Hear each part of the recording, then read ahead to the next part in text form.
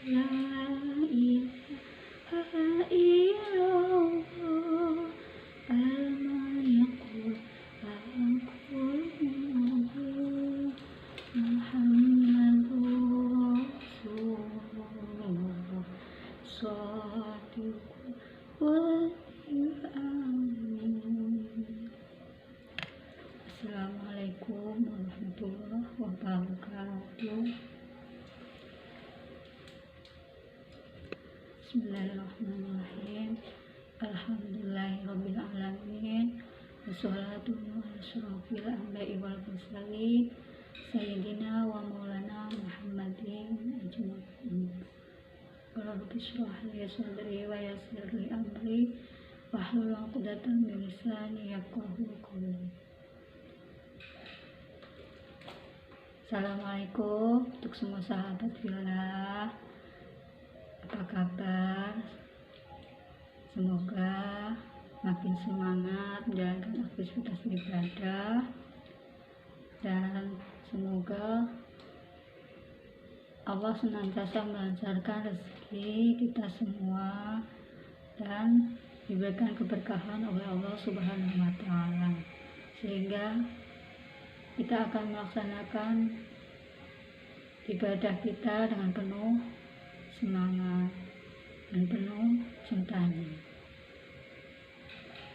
Untuk kali ini, di sore ini, alhamdulillah Allah memberikan kesempatan kepada saya untuk menyapa kembali para sahabatku dimanapun Anda berada.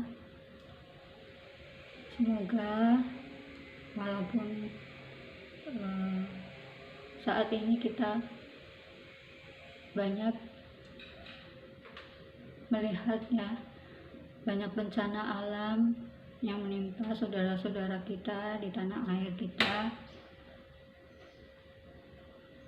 Semoga kita tetap diberikan ketenangan untuk menjalaninya. Bagi yang ditimpa, semoga diberikan kesabaran, ketabahan, dan keimanan oleh Allah Subhanahu wa Ta'ala. Dan bagi mereka yang telah gugur ataupun wafat dalam ketika ditimpa bencana, semoga arwahnya tenang dan amalannya diterima di sisi Allah Subhanahu wa Ta'ala.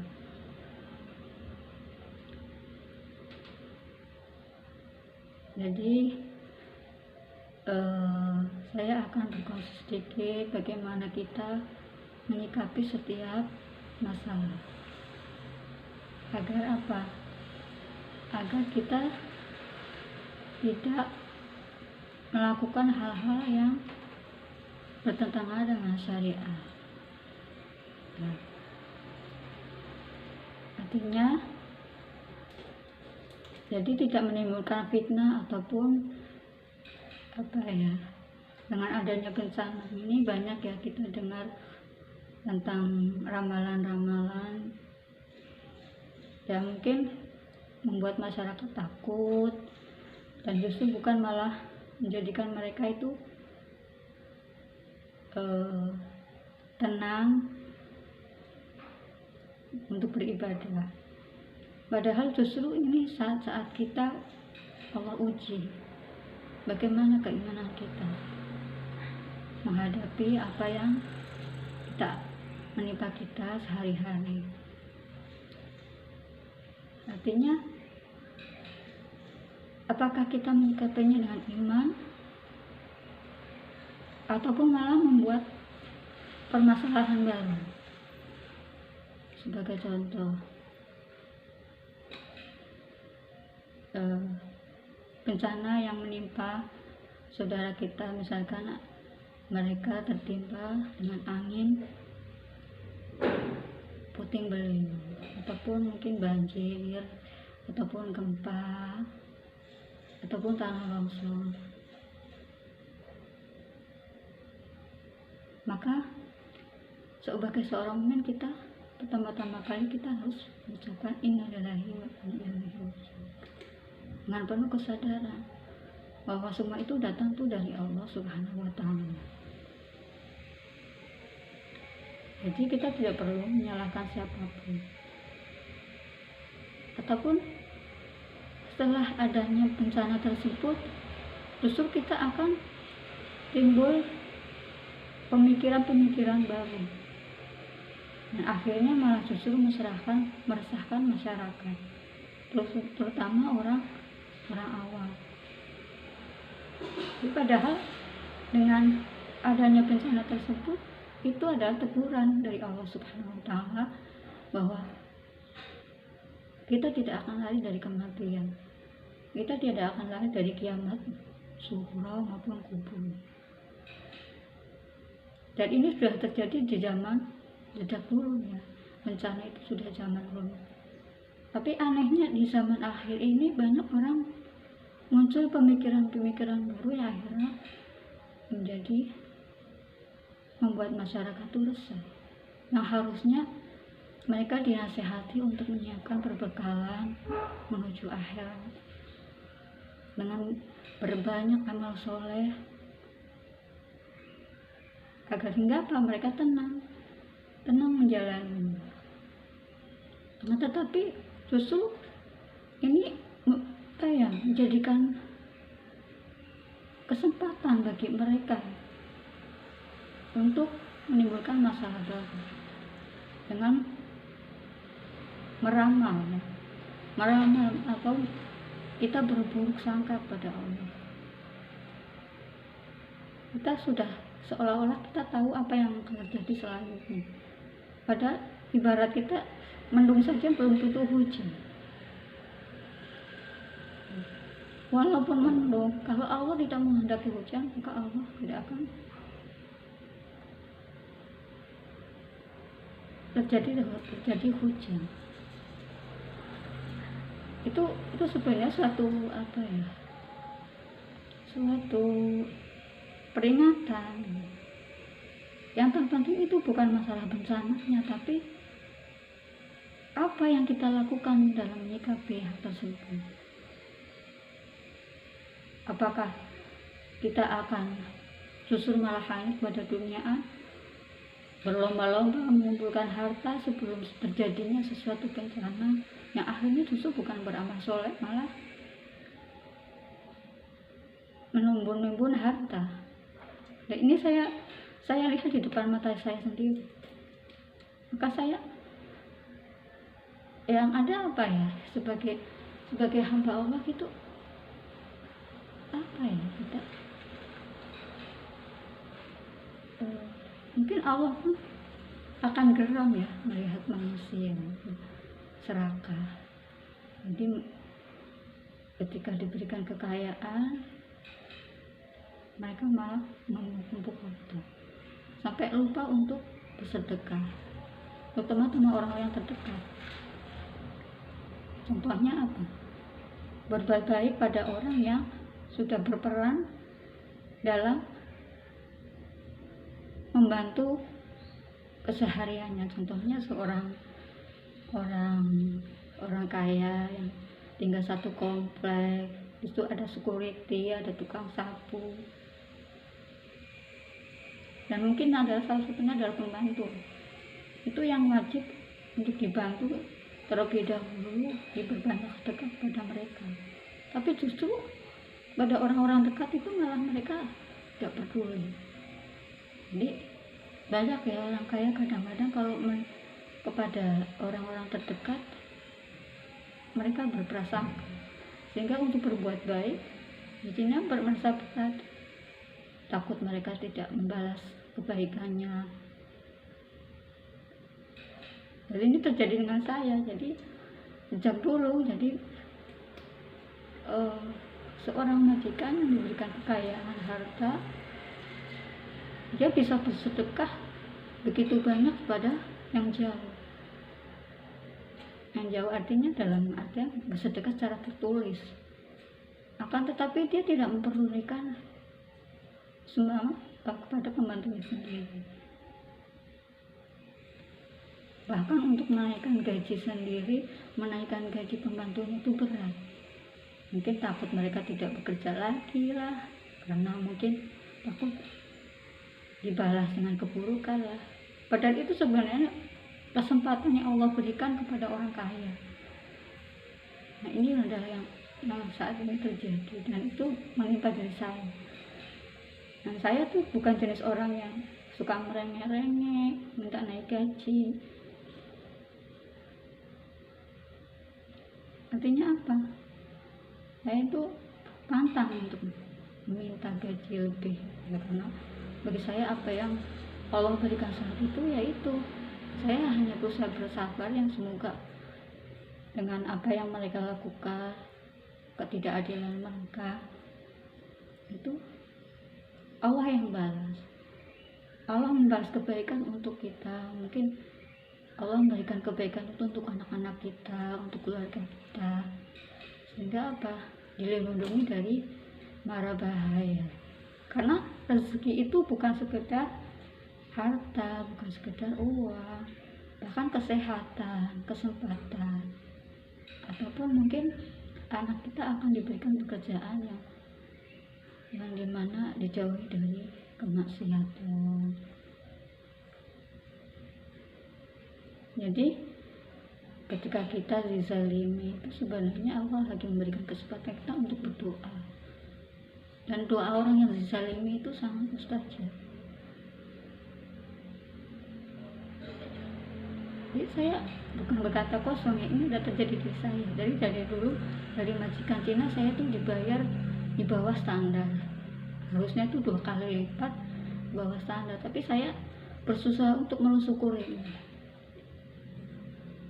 Saya ambil kebaikannya, karena majikan Cina walaupun mungkin menggaji saya kecil, tapi mereka memenuhi kebutuhan saya. Contohnya, saya harus setiap hari minum Milo, terus ketika tidur harus memakai lotion, karena kebetulan majikan saya bekerja di salon, sehingga sangat memperhatikan kesehatan saya.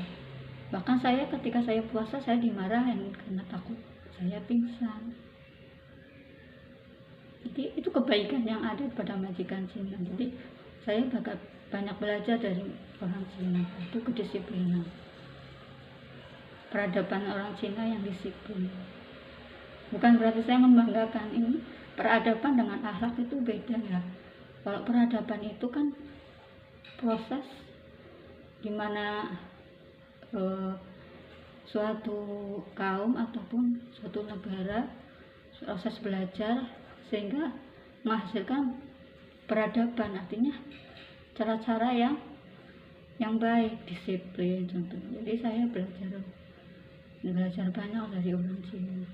Jadi karena saya dulu waktu usia remaja, ya, saya itu orangnya kan tidak bisa melakukan secara cepat. Jadi saya dari orang Cina itu saya belajar cepat. Itu pun saya masih dikatakan seperti totis itu kayak kura-kura. Walaupun saya udah berusaha, tetap saja saya masih dianggap lambat. Jadi itu hikmahnya. Jadi walaupun ada ya keburukannya, tapi itu semua adalah ujian. Begitu juga masa lalu saya ketika saya menangis, ketika saya sedih, saya berusaha untuk mengingat kebaikan apa yang saya terima selama bersama beliau.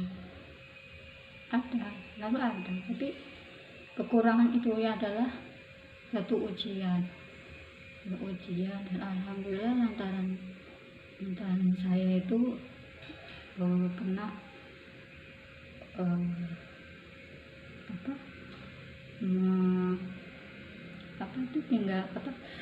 pernah mengaji di pondok pesantren, ya,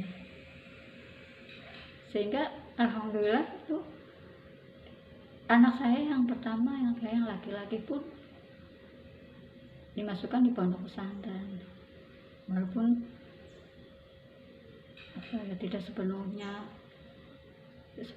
membiayai, karena saya juga ikut membiayainya. Tapi saya bersyukur dari masa lalu itu akhirnya anak saya ada yang masuk di pondok pesantren, walaupun saya dulu bercita-cita masuk di pondok pesantren tapi gagal. Tapi Allah sudah membayar tunai, alhamdulillah saya, dan alhamdulillah waktu di pondok pun dekat dengan Bapak Kiai yang menjadi supir pribadi Bapak Kiai. Itu pun juga suatu hal yang tadinya tidak disangka, karena saya awalnya meminta pada anak saya, nak, serilah bersilaturahim pada Bapak Kiai agar mendapat barokahnya.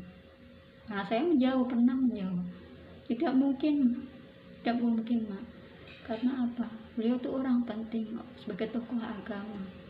Tidak mungkin saya semudah itu bertemu.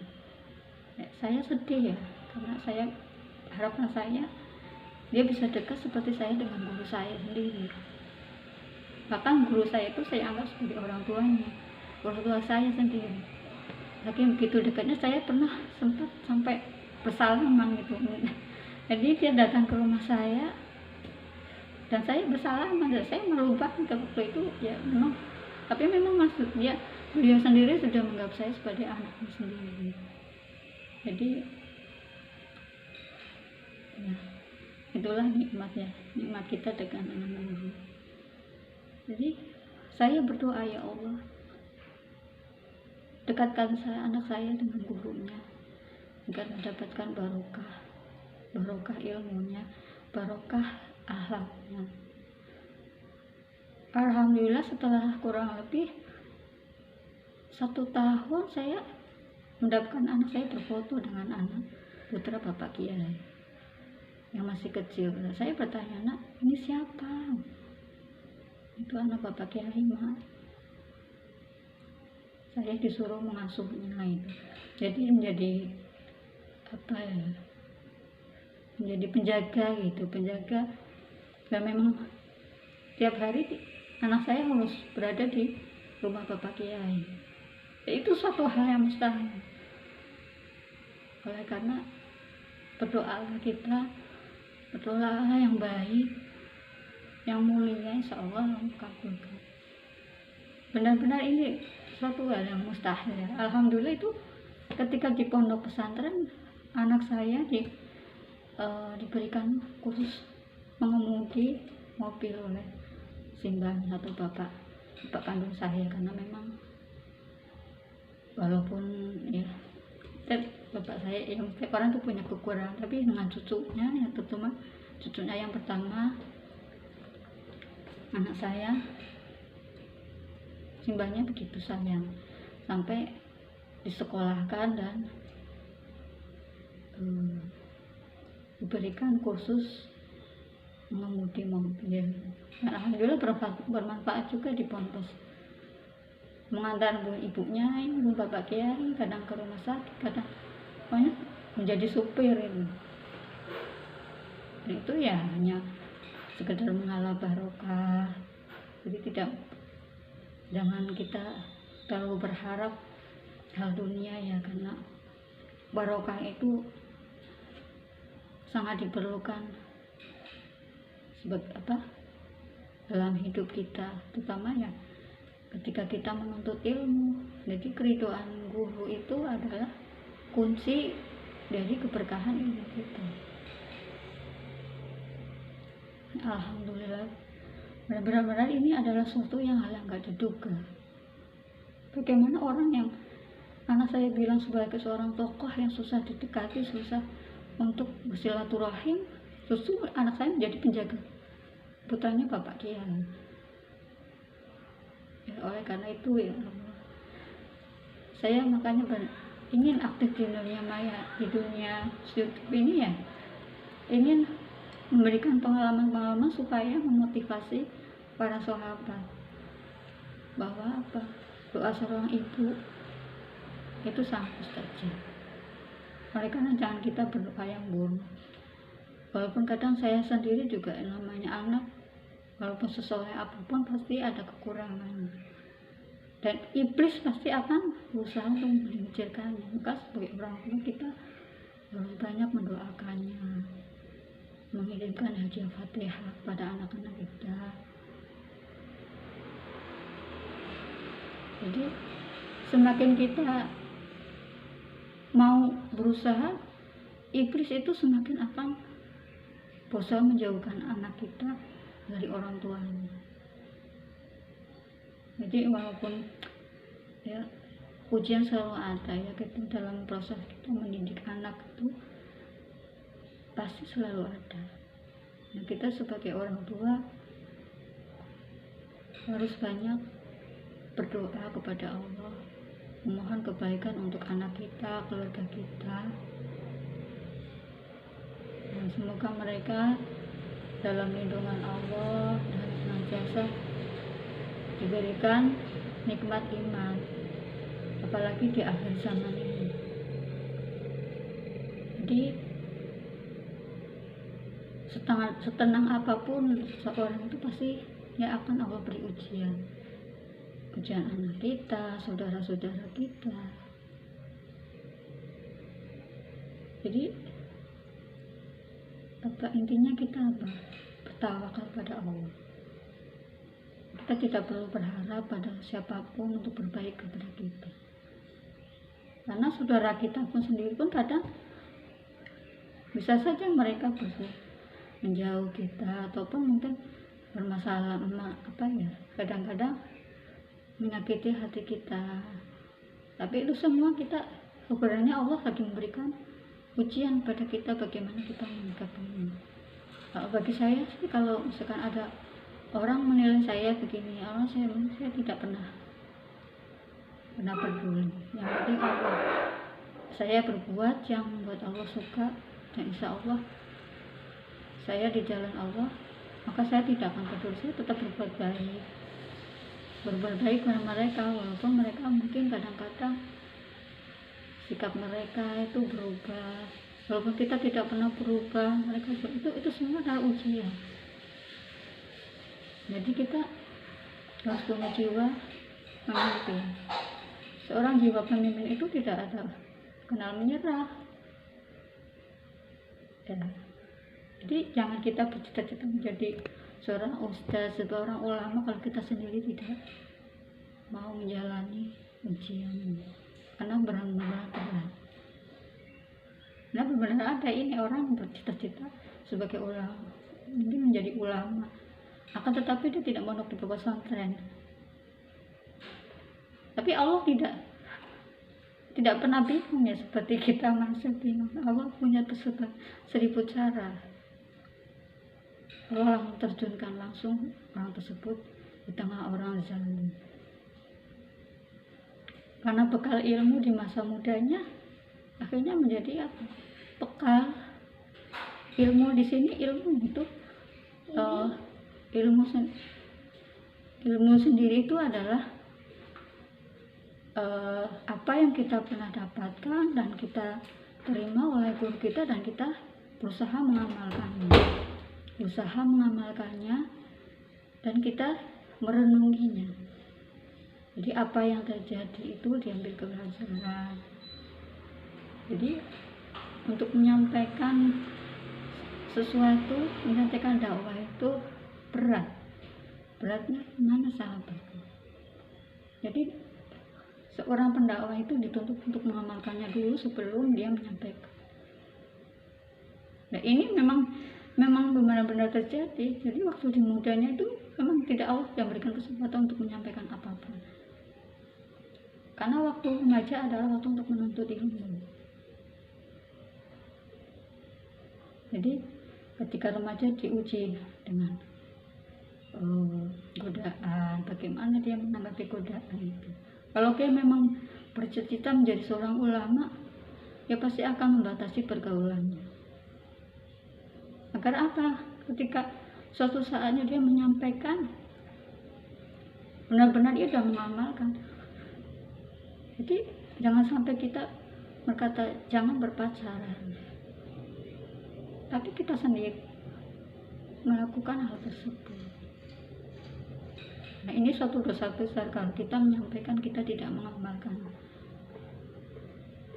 Karena akan tetapi kita kan manusia biasa, kadang kita juga berusaha, hanya bisa berusaha, dan Allah yang menilai.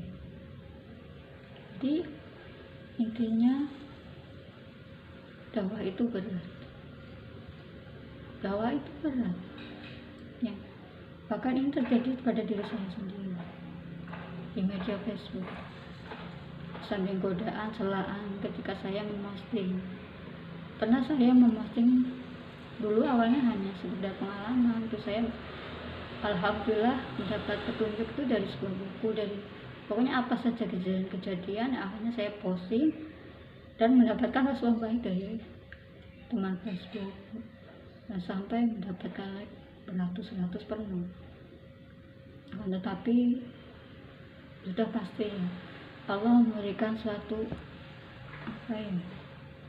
pasti akan ada ujiannya. Ada orang nggak suka, berkomentar miring, satu memfitnah kita, ada saja itu. Jadi saya nanti akan ceritakan bagaimana saya pernah bersahabat dengan seorang, dia minta tolong karena suaminya berselingkuh, suaminya suka mabuk, dan akhirnya kami berdoa bersama, pertama la ilaha anta subhanaka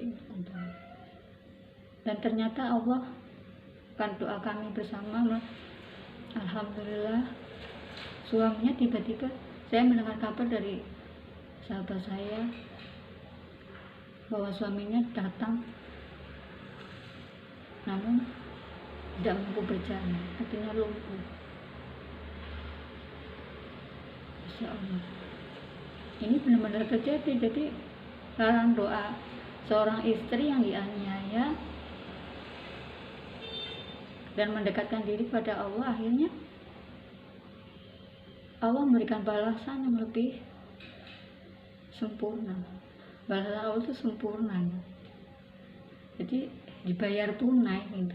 Jadi akan tetapi itu melalui proses kesabaran juga.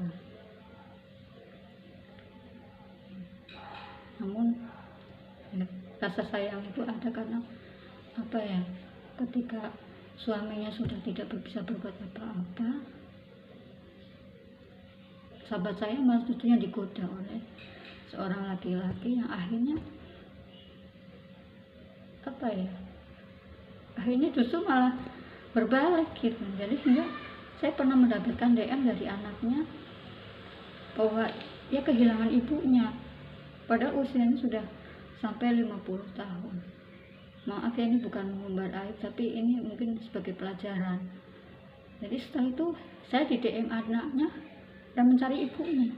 Loh, pergi kemana ibunya? Terus saya ada sedikit masukan gitu bahwa saya tidak akan bercerita ya, intinya akhirnya tergoda dan akhirnya anaknya mencari, dan saya sebagai sahabat tentu akan berusaha untuk menasehatinya, sehingga akan tetapi setelah saya menasehatinya, sahabat saya pun tidak terima. Ya, akhirnya sampai sekarang tidak mau berkomunikasi dengan saya lagi. Jadi kita itu jangan hanya menerima kebaikan seorang sahabat, jadi harus juga menerima teguran, nasihat, karena itu demi kebaikan.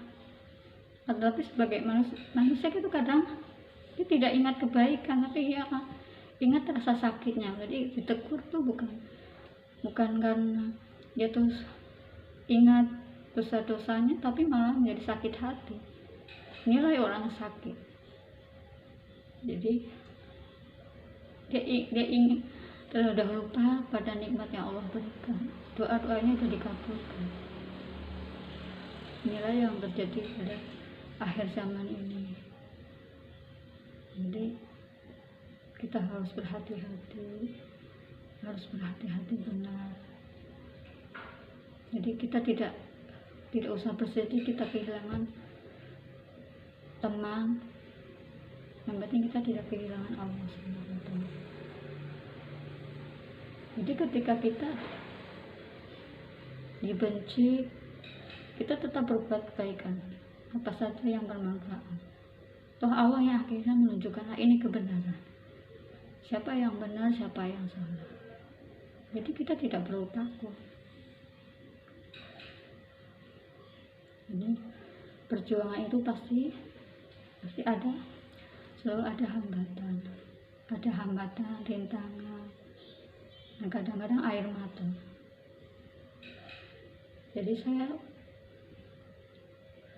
Jadi keaktifan saya di media Facebook itu benar-benar saya mendapatkan pengalaman, ilmu, agar saya itu belajar untuk ikhlas.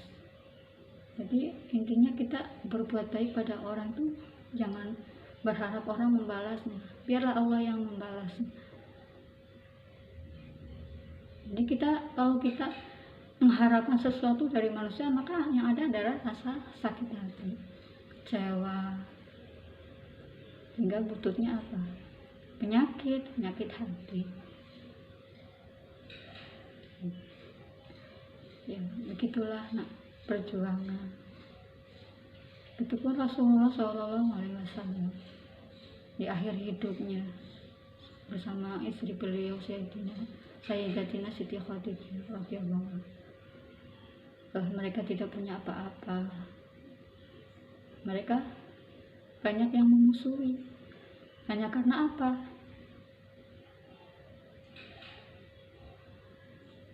Membela Rasulullah. Jadi udah ada buktinya, tapi orang masih tetap mengingkarinya, mengingkari kebenaran. Jadi dengan kehidupan Rasulullah, saya sendiri itu sebagai cermin bahwa Rasulullah saja, orang yang sempurna saja, ada yang membenci. Apalagi kita itu orang awam, orang biasa, ya udah pasti banyak orang yang gak suka, itu sudah biasa. Contohnya apa? Contohnya mantan suami kita sendiri. Kita bertahun-tahun, 7 tahun hidup bersamanya, bukan berarti kita akan dicintai selamanya. Justru yang diingat adalah kekurangannya, kesalahannya. Walaupun kesalahan itu adalah karena zalimin. Jadi jangan terlalu berharap orang itu baik kepada kita. Kita berserah kepada Allah. Allah yang akan memberikan kebaikan kepada kita, pada anak-anak kita. Dan semoga perkongsian kali ini ada manfaatnya. Dari saya cukup sekian dulu, insya Allah disambung lain waktu, dan ada silap-silapnya mohon dimaafkan, dan jadikan masa lalu itu sebagai cambuk untuk kita melangkah ke depannya. Tatap ke depan, jangan menengok ke belakang. Dan ketika kita merasa sakit, maka ingatlah kebaikan-kebaikannya, agar hati kita tidak kecewa, tidak bersedih berlarut-larut. Karena sebenarnya itu adalah ujian dari Allah Subhanahu wa Ta'ala. Karena mari kita bersama-sama belajar menyikapi setiap masalah dengan selalu berusaha berbuat baik pada sesama, dan Allah lah sang pembalas yang seadil-adilnya.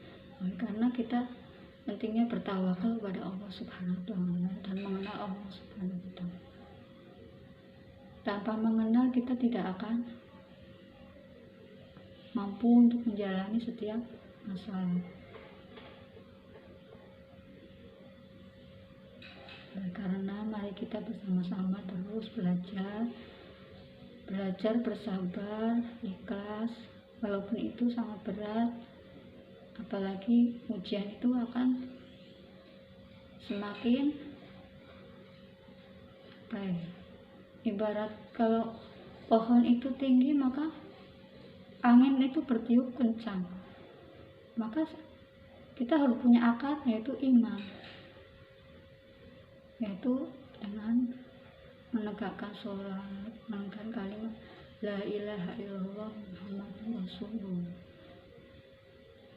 Sekian saja dari saya, semoga adanya manfaatnya, dan saya kembali ucapkan terima kasih kepada semua sahabatku yang telah sudi berkongsi bersama. Semoga Allah senantiasa meridhai dan apa yang saya sampaikan senantiasa bermanfaat. Wabillahi taufiq wal hidayah. Assalamualaikum warahmatullahi wabarakatuh.